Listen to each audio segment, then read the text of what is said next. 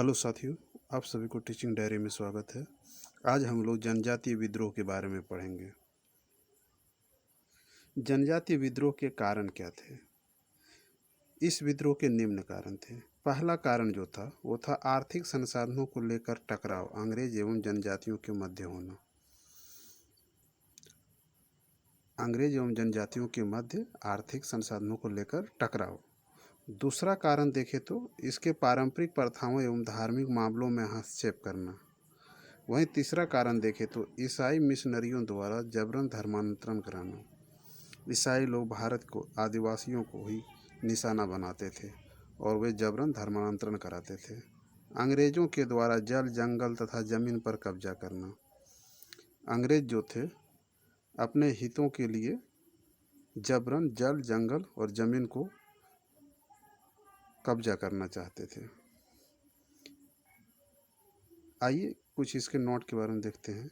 जनजाति शब्द का पहली बार प्रयोग ठक्कर बापा द्वारा किया गया था। जनजाति शब्द का सर्वप्रथम प्रयोग किसने किया था? ठक्कर बापा ने। आदिवासी नेता को भगत कहा जाता है। क्या कहा जाता है? भगत। जनजाति लोग जमींदार, अंग्रेजों एवं बाहरी लोगों को दीकू कहते थे। जनजाति लोग जमींदार, अंग्रेज और बाहरी लोगों को किस नाम से पुकारते थे? दीकू के नाम से। आइए जनजातीय आंदोलन में सर्वप्रथम भील आंदोलन के बारे में देखते हैं। भील आंदोलन जो था 1820 से लेकर 1921 ईस्वी तक चला था। इसका क्षेत्र जो था महाराष्ट्र और राजस्थान था।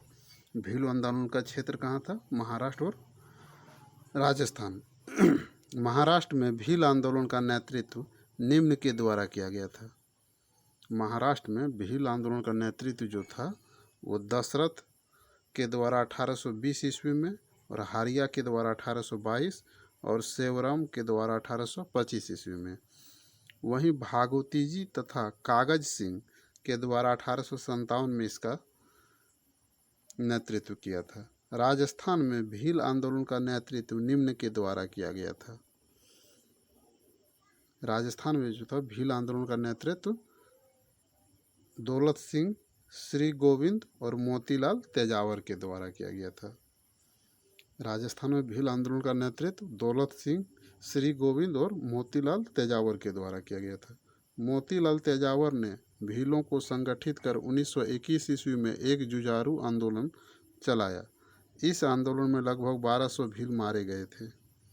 तेजावर को गिरफ्तार कर उदयपुर सेंट्रल जेल में डाल दिया गया। तेजावर को गिरफ्तार करके उदयपुर सेंट्रल जेल में डाल दिया था। 1945 में इसे रिहा किया गया। 1963 ईस्वी में इसकी मृत्यु हो गई। भीलों की महिलाओं में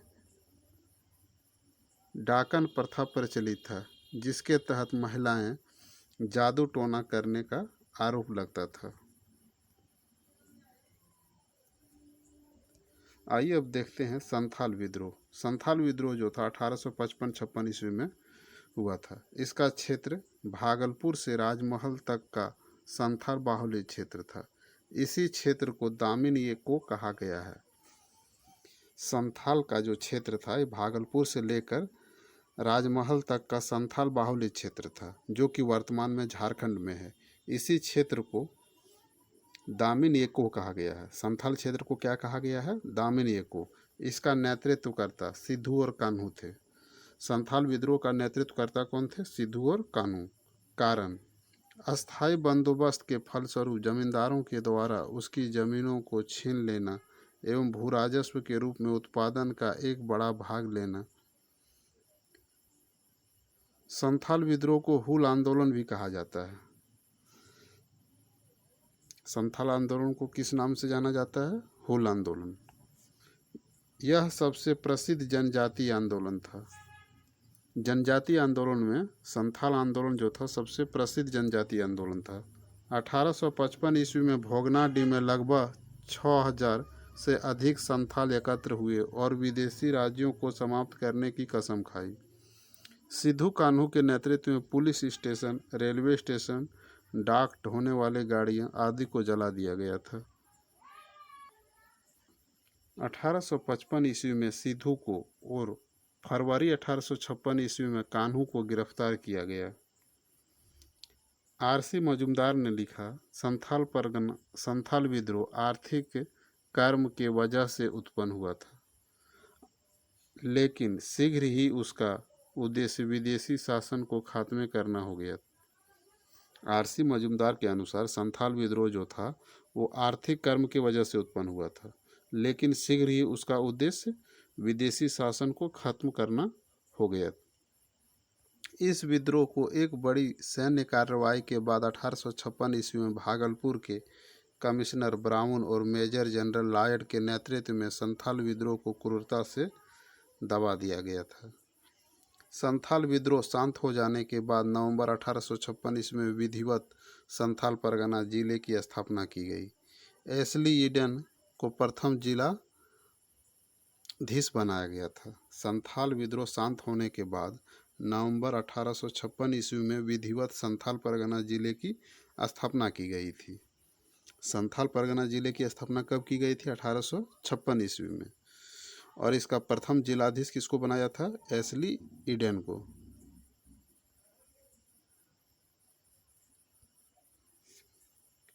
अंग्रेज सरकार ने भूमि का स्वामित्व जनजातियों के लिए निर्धारित करते हुए उसके संरक्षण हेतु भूमि कानून संथाल परगना काश्तकारी अधिनियम बनाया। इसके तहत किसी संथाल का गैर संथाल को भूमि अंतरण करना गैर कानूनी हो गया था।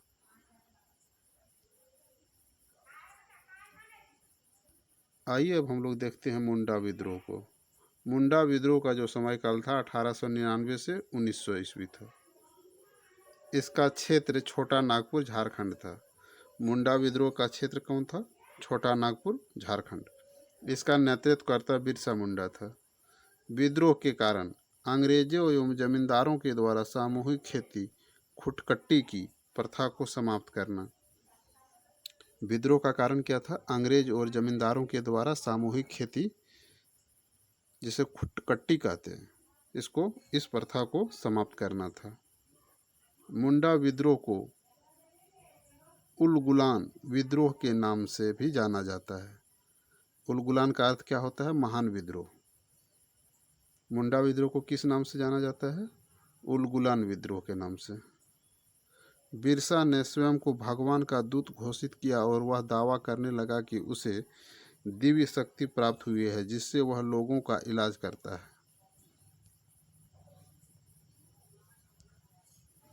इसने अपने समर्थकों को सिंह बोगा की पूजा करने का सलाह दिया। बिरसा मुंडा ने अपने समर्थकों को किसकी पूजा करने का सलाह दिया था? सिंह बोगा को। और 1899 ईस्वी में क्रिसमस की पूर्व संध्या पर बिरसा ने मुंडा जाति के शासन की स्थापना किया था। बिरसा मुंडा ने मुंडा जाति की शासन की स्थापना कब किया था? 1899 ईस्वी में क्रिसमस की पूर्व संध्या पर। इसने घोषणा किया कि हमारी लड़ाई दिकुओं अर्थात अंग्रेजों से है, उसके खून से यह धरती लाल होगी। 3 फरवरी 1920 को बिरसा को सिंहभूम से गिरफ्तार कर उसे रांची जेल में डाल दिया गया। जून 1900 में हैजा की वजह से इसकी मृत्यु हो गई। मुंडा विद्रोह में महिलाओं ने बढ़ चढ़कर हिस्सा लिया था। आइए देखते हैं टाना भगत आंदोलन 1914 ईस्वी में हुआ था। इसका क्षेत्र छोटा नागपुर झारखंड था। इसका नेतृत्वकर्ता जतरा उराव था। टाना भगत का नेतृत्वकर्ता कौन था? जतरा उराव। कारण लगान की ऊंची दर एवं चौकीदारी के विरुद्ध। यह आंदोलन जमींदारी शोषण के विरुद्ध शुरू हुआ, किंतु जतरा उराव की मृत्यु के पश्चात यह ब्रिटिश विरोधी रूप अपनाते हुए स्वदेशी आंदोलन एवं गांधीवादी राष्ट्रवाद से जुड़ गया। 1948 ईस्वी में स्वतंत्र भारत सरकार ने ताना भगत रैयत एग्रीकल्चर लैंड रेस्टोरेंट एक्ट पारित किया था। 1948 ईस्वी में स्वतंत्र भारत सरकार ने ताना भगत रैयत एग्रीकल्चर लैंड रेस्टोरेशन एक्ट पारित किया था।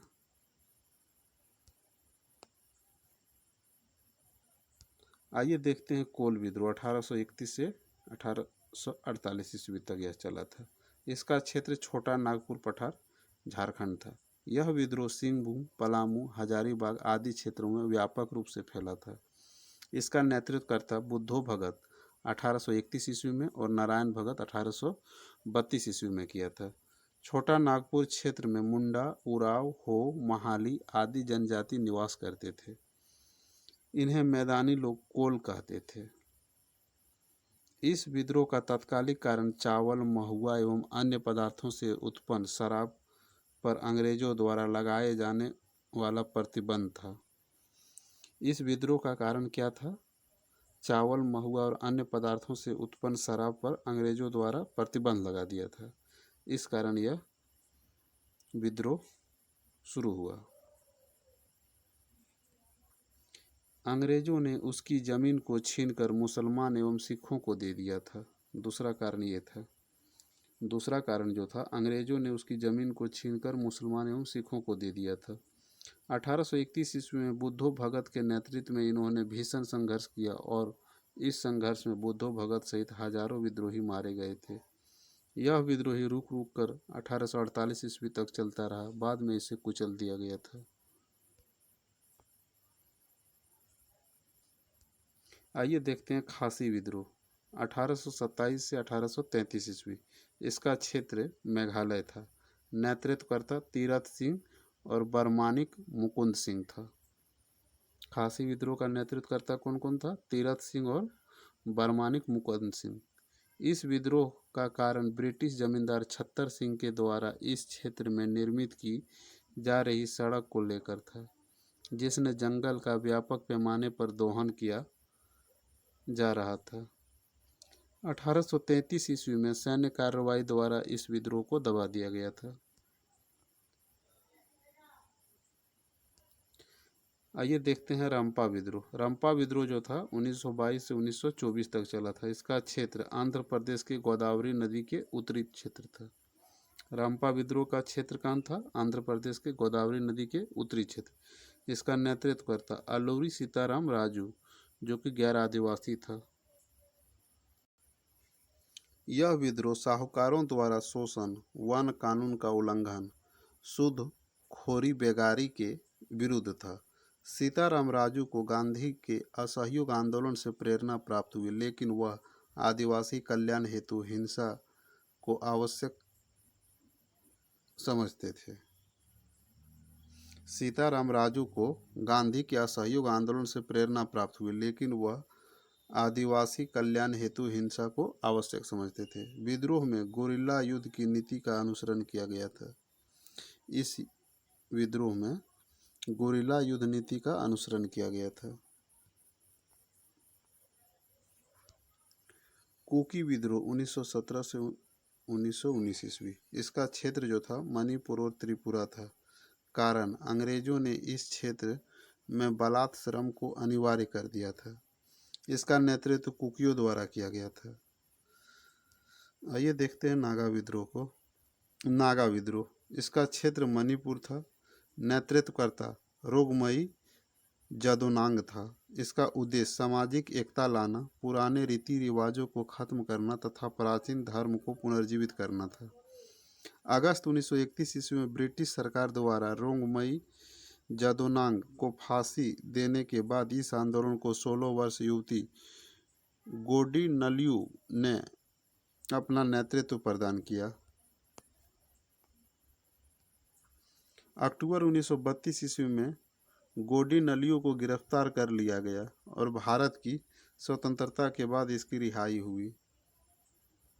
जवाहरलाल नेहरू तथा आज़ाद हिंद फौज ने गोडी नलियू को रानी की उपाधि दी थी। गोडी नलियू की रानी की उपाधि किसने दी थी? जवाहरलाल नेहरू और आज़ाद हिंद फौज ने। रानी गोंडिनलियू को रोंगमई जदोनांग के धार्मिक विचारधारा के आधार पर हारको पंथ की स्थापना की थी। हारको पंथ की स्थापना किसने की थी? रानी गोंडलियू ने। रानी गोंडलियू का संबंध रोगमाई नागा जनजाति से था। रानी गोंडिनलियू का संबंध किस जनजाति से था? नागा जनजाति से।